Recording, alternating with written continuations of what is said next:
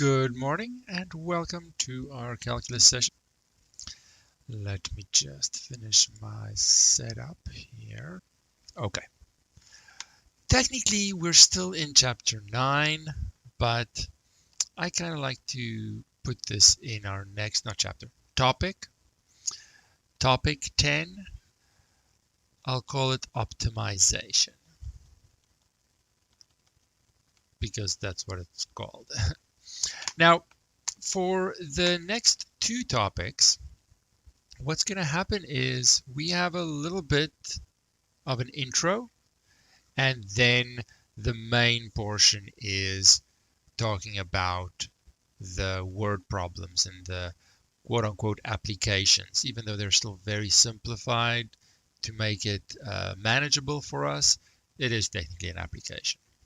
So we want to get a little bit more practical here, but there's a little bit of a warm-up before we can do that. Let's just look at a function. Let's just take a random function, and its graph. And let's just see things that we've seen before, but let's just make one up. I could have something like this. I see a critical point here, critical point there, and out of my increasing, decreasing behavior, I would find these critical points. Now, usually the functions that we look at are defined for all values of x, or most values of x, and they keep going forever, far to the left and far to the right. But when it comes to practical problems, often I have a restriction on the x values. Perhaps my x values are cut off, and for practical reasons, I'm only looking at this window a to b. Even though, mathematically speaking, the function does continue forever, it doesn't make sense practically to look at all the x values. So there are mathematical restrictions, like dividing by 0, or the log function not being defined on the left side, stuff like that. Then there will be practical restrictions as well, usually giving me some window that I have to work with. Once we have that, we're limited to a window, whether that window might be given to me in terms of an interval, or I have to think about the practical situation. Regardless, because I have that, I often have these endpoint situations that past this endpoint, I can't look at anything further. Now, for a critical point, usually, if it changes from increasing, critical point, horizontal slope maybe, or a vertical tangent, whatever, to decreasing, I have this turning point, and I'll call it a local. In this case, it's a maximum. This critical point over here, it's a different kind of turning point. We'll call it a local minimum. Local because when I zoom out, or local, let me rephrase this. Local because when I zoom in, that's aggressive zooming, but when I zoom in and I look at a very small window, at that critical point, it is the smallest y value I'm going to get for the immediate small area that I'm looking at. But of course, as I zoom out,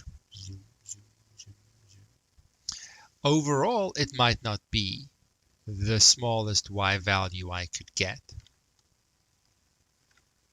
Or it might be. Those two aren't necessarily the same. Same for this local maximum. While I erase these little lines, if I look at a very small window around this turning point, that is the largest y value I can get. However, when I zoom out, there are larger y values over here, right? These are bigger. So we call it local or relative because it's only applicable to the immediate surroundings. I'm very zoomed in. then it is a maximum or a minimum, an extreme point. But when I zoom out and look at the whole interval, whether it continues forever or I cut it off, it might not be the best anymore. So over here, I see I have the point that gives me the largest y value across everything. We'll call that a global maximum. And in this case, it's an endpoint. In some cases, like for the minimum here, this local minimum across all the valid points is also a global minimum. So sometimes the critical points are local only, sometimes they're global. Why is there such a huge space between my G and my L? That looks really strange. Sometimes the critical point is only local, and there is an endpoint that gives me a more extreme maximum or minimum y value. So the endpoints can also be extreme values. However, when I look at the function, just mathematically, it doesn't know my window that I'm interested in. It goes forever. And it's not going to point out this point as anything of significance. So it will, however, give me the critical points. It won't give me the endpoints because it doesn't have endpoints from its point of view. I have this extra restriction, or I'm given an extra restriction. So I have to manually check if the endpoints give me better results or not. That's really the only issue. I have these turning points, local maximum, minimum, but the endpoints could also be more extreme or better points. Like this endpoint over here on the left, it's nothing. It's not the highest, it's not the lowest, it's nothing. But if I don't check them manually, I might not know. So let's look at a problem. And let's look at problem. It's actually still in topic 9. I'm going to look at 9.8, not the whole thing. So, sorry, global, I should say that, I did not. There are two ways of naming these. Local can also be called relative. Global can also be called absolute. Just multiple names for the same thing if it's not confusing enough. So I'm going to look at finding for a function. They give me the interval. Let's just look at maybe C. Why not? Find the absolute maximum minimum values on the given interval. So whether the interval is given to me or it comes out of a practical problem, I have to then work with that interval. And though the function x squared minus x minus 6 doesn't care about any restriction on x, there's nothing. I now have a restriction, and it's the interval 1, 2, 3. Now I can visualize this if I want to, but I don't really care to put any effort into where this graph is sitting, right? But for the sake of visualizing something, we can have a quick idea here. I have a y-intercept of 6. Oh, I made this way too low, didn't I?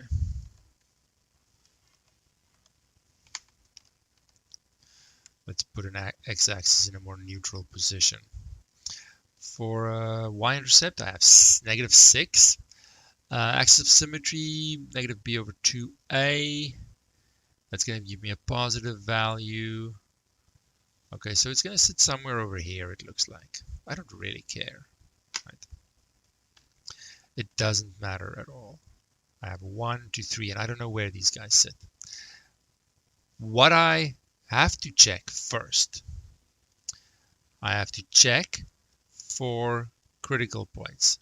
And the reason I don't really care what this looks like is I'm going to very soon have functions I don't even want to graph. They're going to be too messy, and I can't rely on my graph to read off any information. Check for critical points. How do I do that? Well, that's technically step 3. It's not the full step 3, but it is the essence of step 3. So let's do step 3. For that, I have to find the derivative, which is easy because it's a simple function, 2x minus 1. How do I find critical points? I check where is the derivative equal to 0, where is the derivative undefined. Well, it's equal to 0 when x is 1/2. And it's undefined, never. So my critical points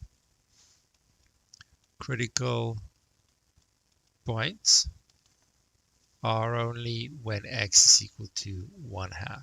I have a y value that I can find. I'm going to leave it out for now on purpose. But do note, of course, for a critical point, I need to have a point there, which I do because it's a polynomial. So everything's good. And it's the only one coming out of this check. So it's not the full step 3. I don't care about a table. I don't care about anything like that.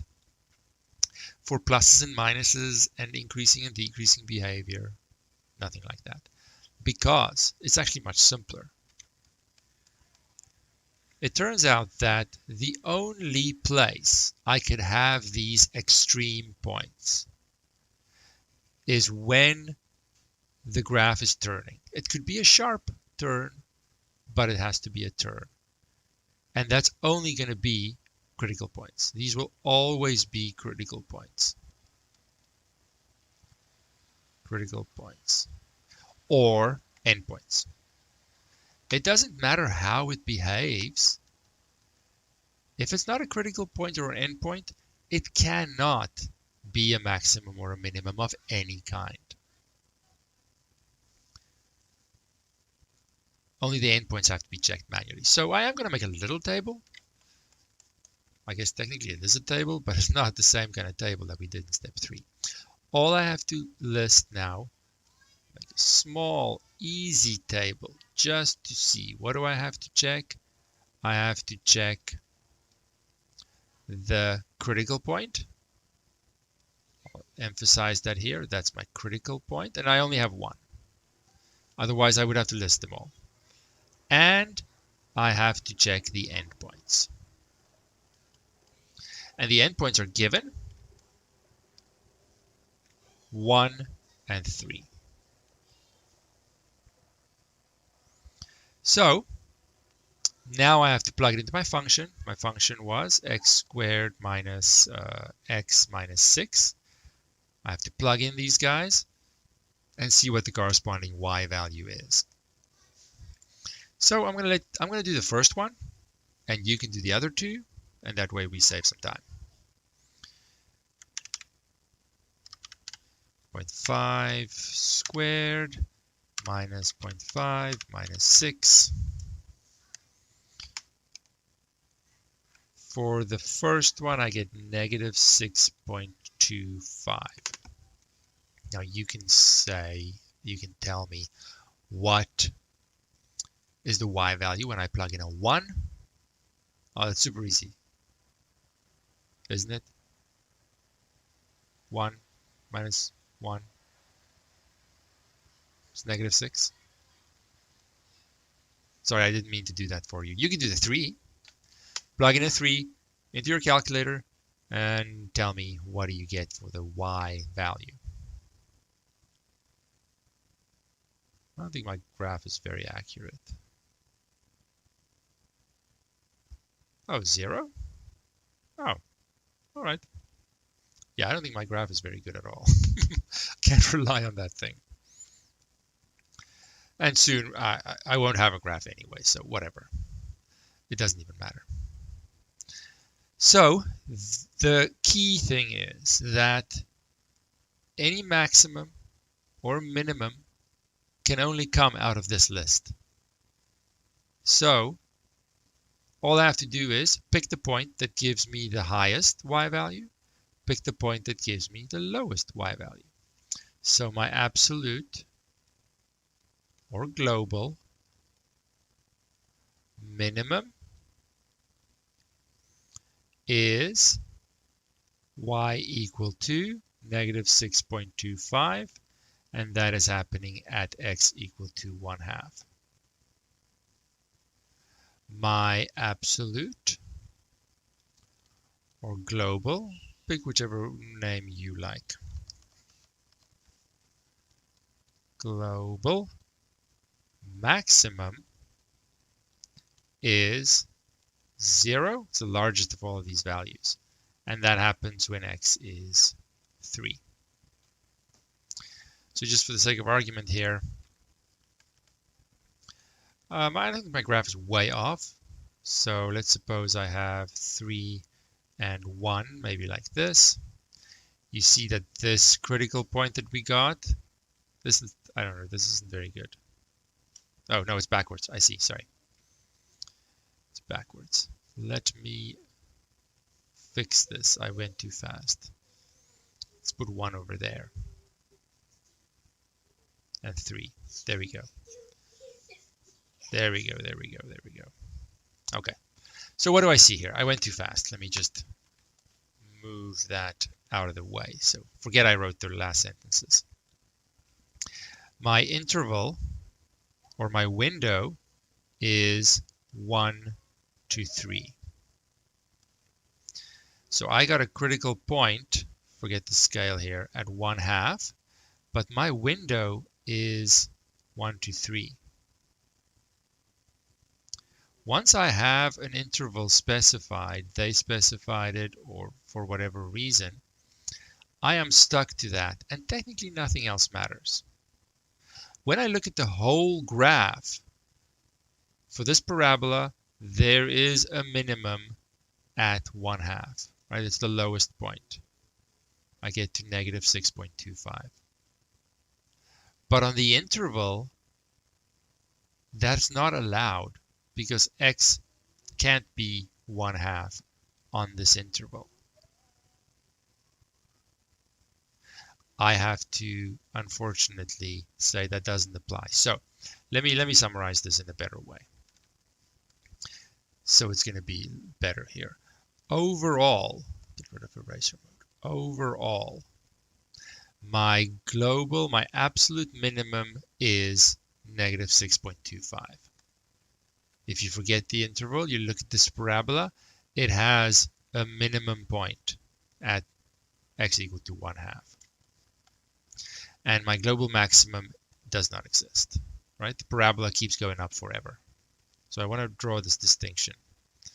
I was a little bit too fast with my writing here. It's just none. There is no maximum because it goes on forever. See, the arrows go on forever. However, in addition to the parabola, in addition to the function, if then an interval is specified, nothing else matters. Outside of that interval, literally it doesn't exist. It doesn't exist. Only that interval exists. Then my global minimum, this doesn't exist anymore because it doesn't fall in the interval. My global minimum is this lowest point on that interval, which is negative 6, and that happens when x is 1. And my global maximum is the largest y value I get out of the table of valid points, which is 0, and that is when x is 3. So it's a very good example. I just wrote a little too fast. On the interval, I get different results than overall. If I just look at the parabola, the function says, this is my property. I have a minimum, I have a turning point at the bottom. Maybe you want that. Maybe you don't. I don't know. I have to manually match that information with a specific interval to see, the critical points that you have, are they of interest to this interval? Do they fall inside the interval? Maybe, maybe not. If not, nothing outside of this interval matters. It doesn't matter. But the function didn't know that when I find the critical points. I have to manually just list all the points that are interesting, including the endpoints of the interval, keep what's inside the interval, and pick the best, highest, lowest of those. All right. So let's maybe do one more. Technically today is just reserved for this, but it's not a huge topic, and I think one more example will be sufficient. Because maybe my hasty writing confused people. So here's my function, 1 over x plus x. I'm not going to draw it. I don't know what it looks like. I also don't care. And the interval is -4 to -1/2. Okay. So now I want to find, are there critical points, and do any of the critical points fall in that interval? Let's hope there is something this time. So of course I'm going to write this as x to the -1 plus x, so that my derivative is just consists of basic properties. -x to the -2 plus 1. Now in order for me to see clearly what the potential critical points are, I need to maybe clean this up a little bit. So I'm going to write, let's do it all in one line, -1 over x squared plus 1, and then put everything over x squared, and I get -1 plus x squared, simplifying back to that. Maybe I want to make it look as nice as I possibly could. I'll do it over here. That's x squared minus 1 over x squared, and that is going to be the difference of two squares. So I can factor that, just making my life as easy as possible for the next bit. Then I can say, oh, this derivative is 0, clearly when x is 1 or -1. And the derivative is undefined when x is 0. Okay. Now at 0, I have a vertical asymptote, right? So this is not a critical point. Y is undefined here as well, because I can't divide by 0 up here. So it's not a critical point. And luckily it doesn't even fall in my interval. But this guy does, right? This guy is in my interval. In the interval. So there are properties of this function, vertical asymptotes, and all kinds of other stuff perhaps. But when I look at my interval, I don't care about those things. It's not inside my interval. It doesn't exist to me. I don't care. But when I do this derivative, it doesn't know what the interval is. So my little table will have the x values that are of interest to me. I have an endpoint, I have a critical point, and I have the other endpoint. The critical point of 1 is a critical point. It's not in my interval. I don't care. It doesn't matter to me then. So now my function was 1 over x plus x, right? So I want to find the y values corresponding to these guys. So that was a critical point. That was an endpoint. Not that it matters. That was an endpoint as well. So we plug some in. We find some y values. Let's see what we get here. I'll do the -1/2 one. So that's a -2 plus another -1/2. That's -2.5. So that's negative. Let's do decimal maybe. It doesn't really matter. No, it's a fraction. -1. Work on the -4 while I'm doing this. -1 is still -1, that first term, plus another -1, so that's -2. And then -4. I did 2 of them. You should do 1.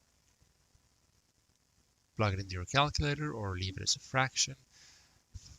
Doesn't really matter to me. You can go decimal here. You could say negative 2.5. Doesn't matter to me. Negative 4.25. So now, out of this list, I want to find, in this case, both the maximum and the minimum. Whether you call it absolute maximum, global maximum, minimum, whatever. So my largest y value, well, they're all negative, unfortunately.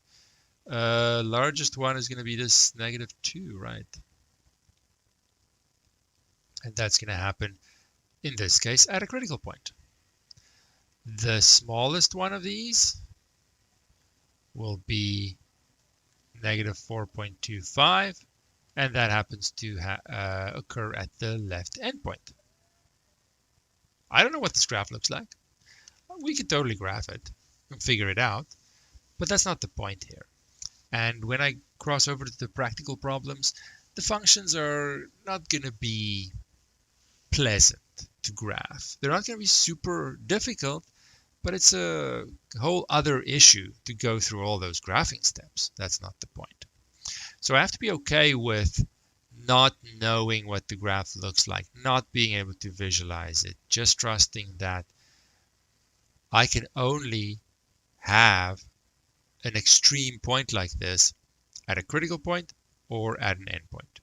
Nothing else could possibly give me the best value. Best meaning maximum or minimum, depending on the situation. So I have to, as nice as it could be to visualize this, it's wasted effort to only find the largest and the smallest y values. Okay.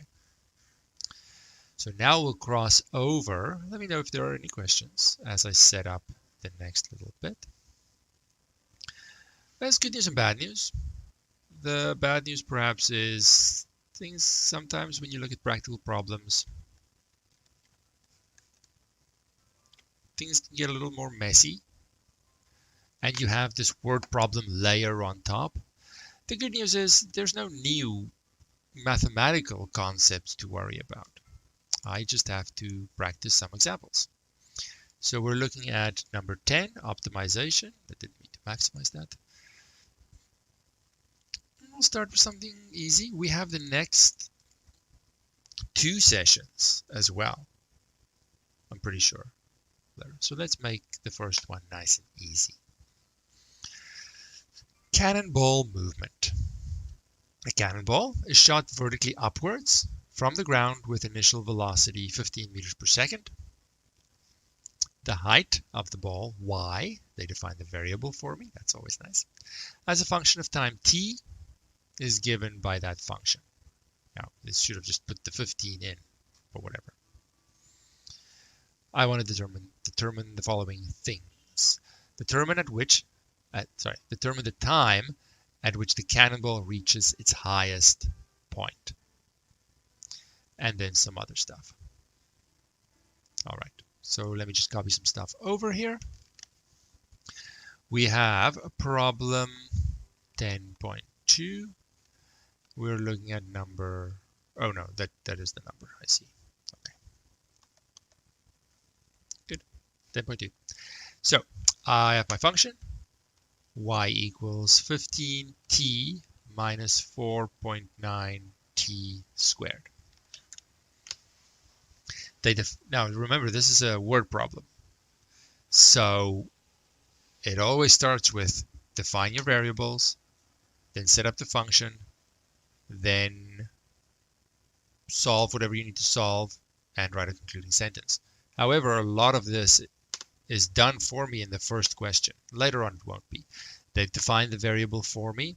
So if I look at this, because it's a fairly simple parabola, it's going to go up and it's going to fall down again. The height over time is going to increase as the cannonball is shot up, and then it's going to come back down because of gravity.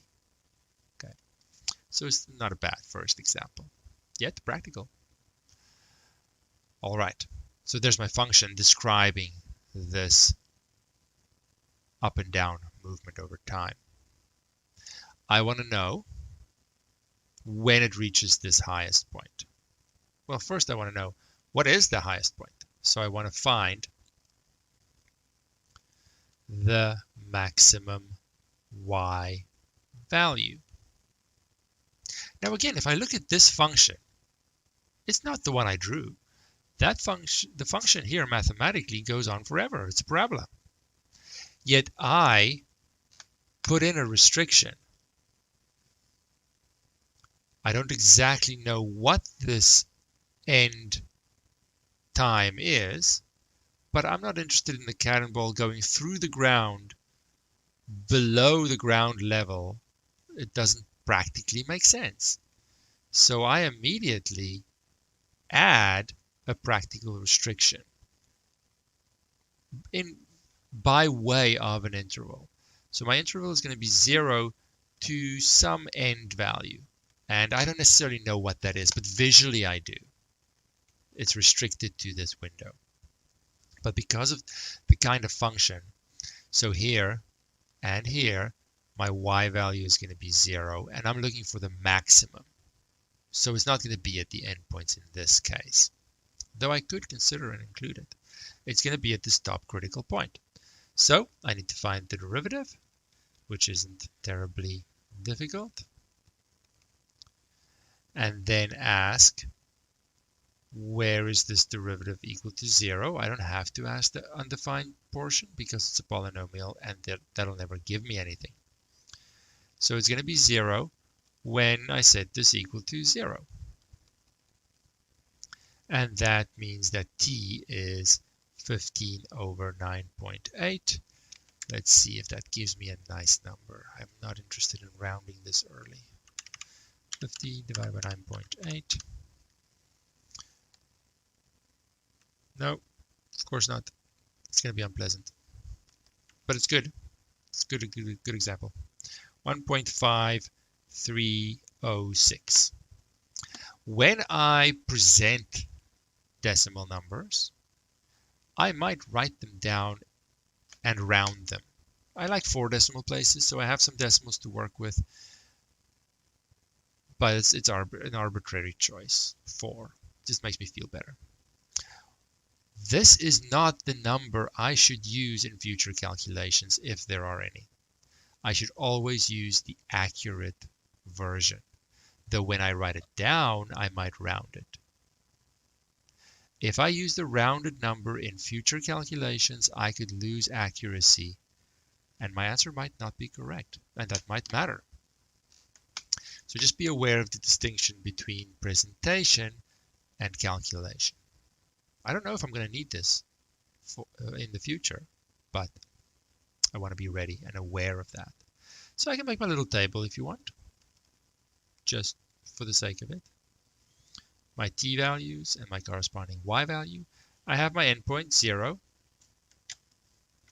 and I'm not exactly sure when it falls yet, but there is another endpoint, and I think we're calculating it later.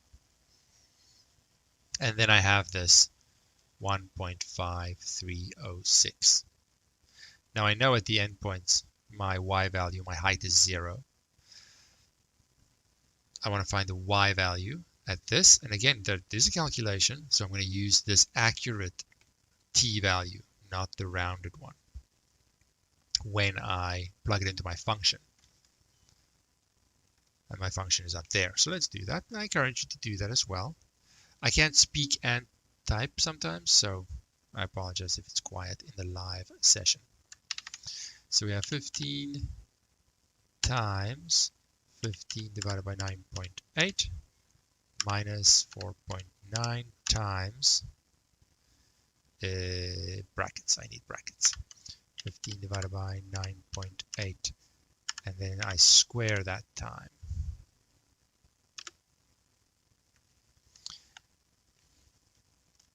And you can actually go and see, if I use the rounded version, how does it compare with that answer? You'll see it is not the same. And you might say, oh, but those decimals don't matter. Well, how do I know practically speaking, which decimals matter and not. I want to be as accurate as I can. So if I round this, I'm just going to write the full one,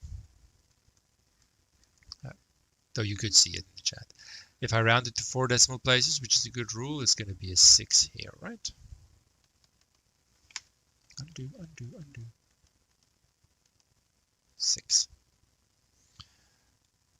Knowing that if, I don't think that's going to happen, but if there is a future calculation with this value, I need to use the accurate one, which I can see. If you type all the decimals, that's accurate enough.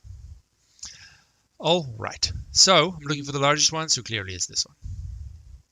So the maximum height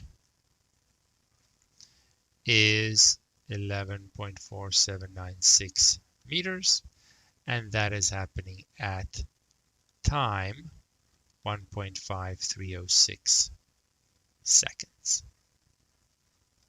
Okay, so there's my answer for the first bit. We'll just do this one. These questions, they can get lengthy, especially as we take our time and talk through them. All right, then they tell me, so I have the time at which the cannonball reaches its highest point. It's at 1.53 seconds. I want to know the velocity and the acceleration of the cannonball at time 5 seconds and 1.5 seconds. I'm not going to do all of that because if you can do it for one, you can plug in more values. That's a little silly. But let's do it at least. Velocity is the derivative. And we already found the derivative as 15 minus 9.8 t. So the velocity at, let's just do the first one, 0.5 seconds. I can find that. Acceleration is the derivative of the derivative. It's the rate of change of the velocity. So it's going to be the, whoops. It's going to be the second derivative. And that's going to be negative 9.8, which is the gravitational constant rounded. So it's constant. It doesn't even change. So I'll just emphasize here. It's constant. Oops, that was an N and an A. Oh. My writing is so sloppy. I am just buying time so you can calculate the velocity at 0.5 seconds. No one? All right, maybe we'll come back to that. And you can then plug in 1.5 as well, right? It's quite straightforward to do. Calculator stuff. You can teach a monkey to use a calculator, but they have no understanding of what they're doing. So I'll put some dots there, and maybe someone wants to tell me in the chat what it is. Maybe in the YouTube chat, I haven't checked.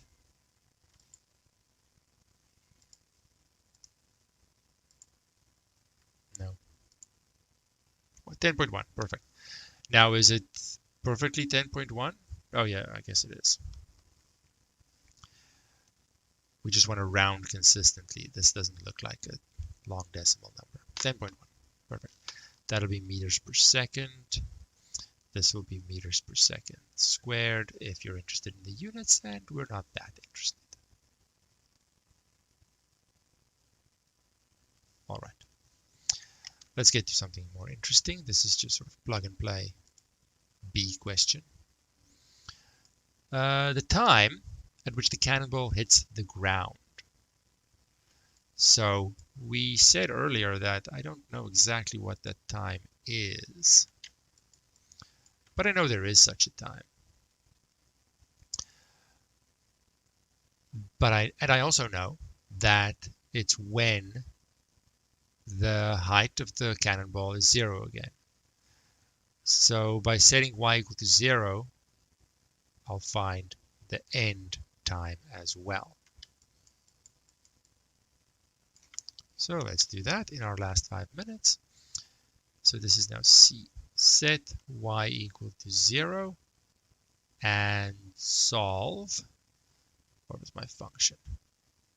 15t minus 4.9t squared equals 0. Now, this isn't the full quadratic equation, so I don't have to use the quadratic formula, though I could if you wanted to. It's unnecessary though. By factoring out a t, I'll save some time. So t is equal to 0, or 15 minus 4.9t is equal to 0. And this one tells me t is 15 divided by 4.9. I don't know what that is. Let's see.